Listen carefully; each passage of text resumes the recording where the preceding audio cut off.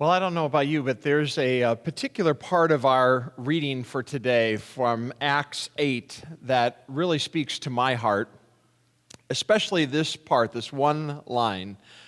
On that day, a great persecution broke out against the church. Godly men buried Stephen and mourned deeply for him, but Saul began to destroy the church. Saul, of course, died thousands of years ago. But doesn't it seem like the spirit of Saul is alive and well in America? We also might say a great persecution broke out against the church. Over the last 50 years or so, we have seen a dramatic shift in values and norms in America that has been increasingly antagonistic toward people of faith. Christian values that were once revered and honored are now often despised. Things that were once held as bold convictions and objective truth are now often seen as foolish and irrelevant. And you know, it's not just sad, it's actually kind of scary.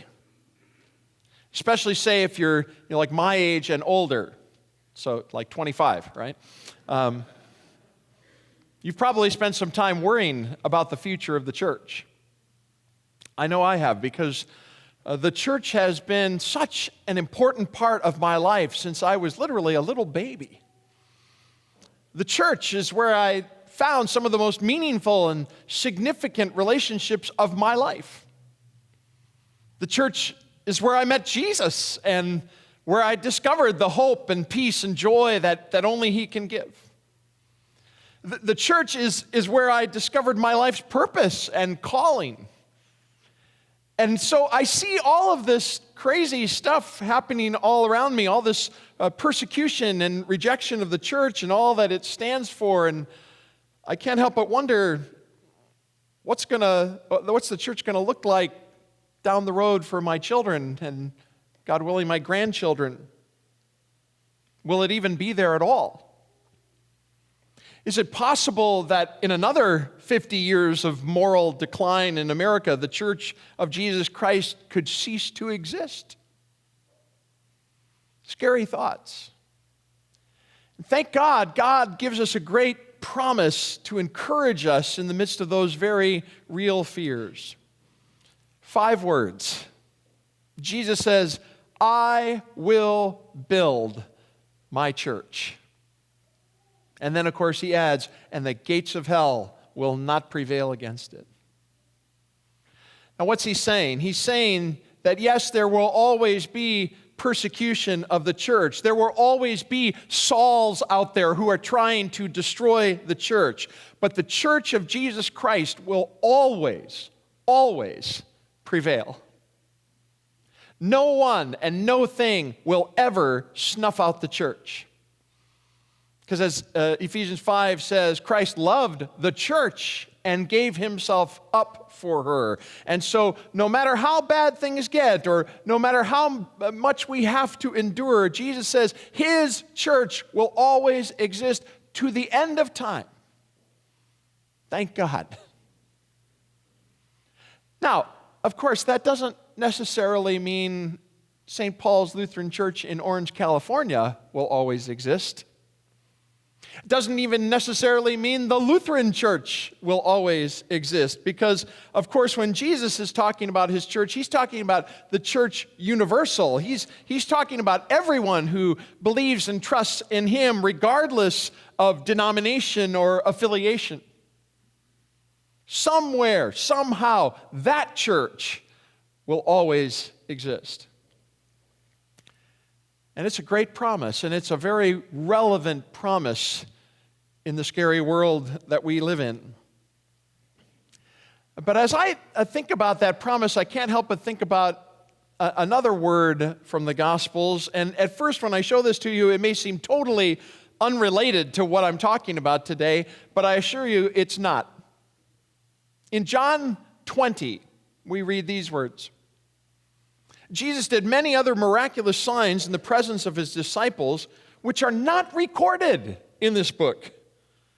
But these are written that you may believe that Jesus is the Christ, the Son of God, and that by believing you may have life in his name.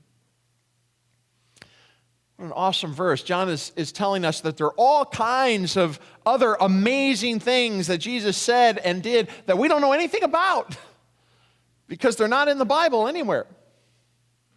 He's saying the gospel writers were being intentionally selective in what they were writing. And I take that to mean that there are therefore no throwaways, no filler, no unimportant words in the gospel. John is saying literally every single word of Scripture matters. And so I thought about that in connection with our promise for this morning. What if that's true? What if every single word of this promise matters, is vitally important, and carries a message that we need to hear? What might that message be? First, I will build my church, Jesus says.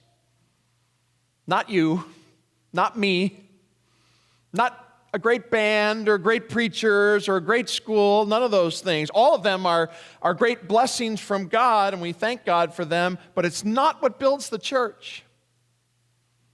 Jesus says only He can do that.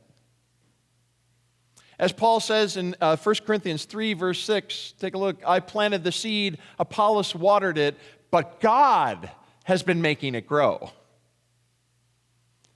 See, that little word I is very important because it speaks to one of our greatest temptations about the church, which is the belief that if anything good is going to happen around here, we have to make it happen.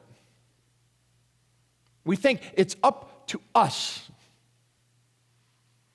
My friends, Jesus wants to tell us today it is not all up to us. He says, I will build my church. Now, you may know or may not know, missiologists, people who study missions and that, have a Latin term they use to describe this. It's missio Dei. Missio Dei, which you see there literally means the mission of God. And when they talk about the Missio Dei, the point they're trying to make is this, that we have to understand that it's not that the church has a mission that now we're asking God to bless. God has a mission, always has, that He is inviting us to play a tiny little role in. But He's going to do it either way, with or without us, because long before you or I were ever born, long before the world even existed, mission was in the heart of God. It's who He is. The Father sends the Son sends the Spirit, and they all send us. God sent out to redeem the world long before you or I ever did. And that means that if we really want to build the church, our role is a lot more about prayer and trusting and following than it is about planning and working and doing. It is not all up to us. We can rest and trust His promise. I will build my church. Now, secondly, He says, will. I will build my church. And we've already talked about this one a little bit, so we won't spend too much time on it. But notice it's not I may build my church, or I might build my church, or even I can build my church. It's I will, which is to say the church is a sure thing. And this is a word that's intended to give us hope and confidence. If Jesus will build His church, then we don't have to worry about the church ever getting snuffed out. We may suffer, we may struggle, we may decline even, but the church of Jesus Christ will never cease to exist because Jesus says, will. I will build my church.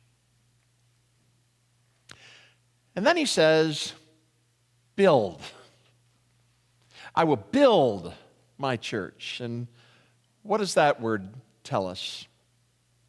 Well, it tells us that the church is always a work in progress. The church is like the Crazy Horse Memorial in South Dakota. Anyone ever seen that? Raise your hand if you visited there. Yeah. It's very close to Mount Rushmore, and it's a lot like Mount Rushmore. They're carving the image of this Native American leader, Crazy Horse, into the side of a mountain. But you see, unlike Mount Rushmore, it's actually not just going to be carved into one side of the mountain. When they're finished with it, you're going to be able to see it from all sides. And so it's more like a gigantic sculpture than it is a carving of a face into the mountain. And here's what it's going to look like when it's all done. We have a little picture here. That's for the rendering of it. Now, I visited there many years ago when I was a kid. I think I was about 10 years old, 1980 or so. And here's what it looked like then. You can see they had a long way to go yet. They'd been working on it for a long time, even by then. Now, just a few years ago, as an adult, I got to go back there and bring my kids and see the progress they had made in 30 or 40 years. And here's what it looks like now. You can see they've made some progress, especially on the face, but they got a long ways to go. The Crazy Horse Memorial is not going to be finished in any of our lifetimes. It's a project that will go on for generations. And think of how unusual that is. The only other thing I can think of like that is the church. That's what the church is like. Jesus is building his church, and so it's never really done. And that also means, therefore, that the church is always going to be a bit of a mess, like all works in progress are. Sometimes people expect the church to be a place where everyone has their stuff together, right? They think everyone in the church should have a perfect marriage and have perfect kids and manage their finances perfectly and always behave nicely and never get in arguments or disagreements. But that's not realistic, because that's not what the church is. We're all sinners. We're all works in progress. Jesus says, I will build my church. And then he says, I will build my church. Very important. That means Jesus sets the agenda around here, not us. In the church, we can't just do whatever the heck we want. We're here to discover what Jesus wants us to do and then do it. Because this is his church, not ours. There's a pastor I know and love who likes to say he has one rule for his church voters meetings. I love this. One rule only.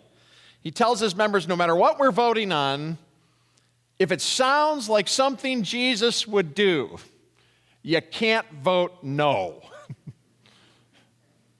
I love that. I think that's exactly what Jesus had in mind. I think we should enact that rule around here. Now, one last word, church. I will build my church. Notice it's not, I will build my individual Christians. It's, I will build my church, because we're not just called to follow Jesus. We're called to follow Jesus together. We need each other. Our sinful nature often tells us that we're better off alone, but we never are. We never are. God's plan for every single follower of Jesus is the church. And this word is a particularly interesting word in the Greek text of the New Testament. In Greek, it's the word ekklesia, which you'll see literally means called out. We're the community of the called out. And that means two things. As the church, we're called out from something, and we're called out to something.